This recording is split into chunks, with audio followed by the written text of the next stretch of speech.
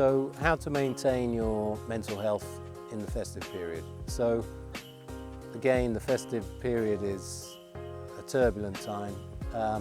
It's liable to make people who've got depressed feelings feel even lower in terms of the fact that everybody else around you is having a good time. So it can be quite isolating when you view yourself relative to other people, or compare and despair, as we say. So what can you do about that? Well, you would probably be looking at using what we call paradoxical behaviours, which are, as they suggest, counterintuitive measures that you take to make yourself feel slightly more grounded and solid.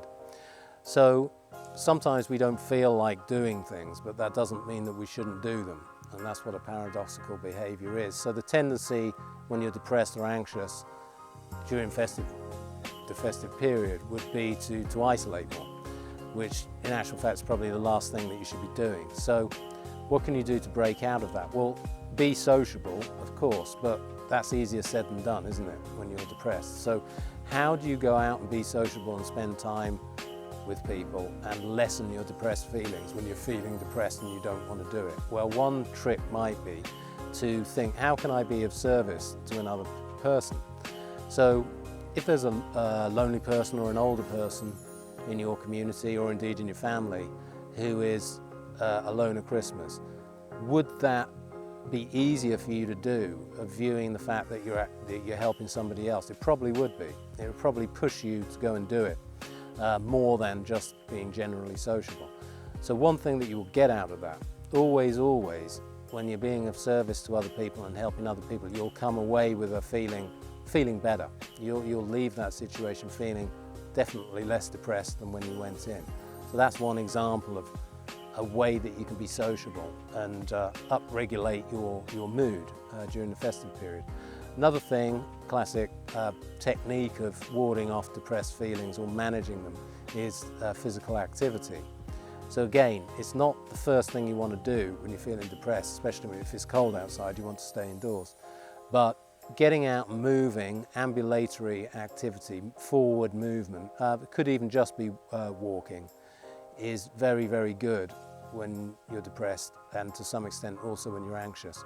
It will release lots of nice neurochemicals like serotonin, endorphins, enkephalins, feel-good chemicals that will regulate your mood, especially if you get a little bit tired. If you go for a fairly long walk and you're quite tired at the end of it, you get back into the house, into the warm, relax, and then feel those nice brain chemicals taking over a bit.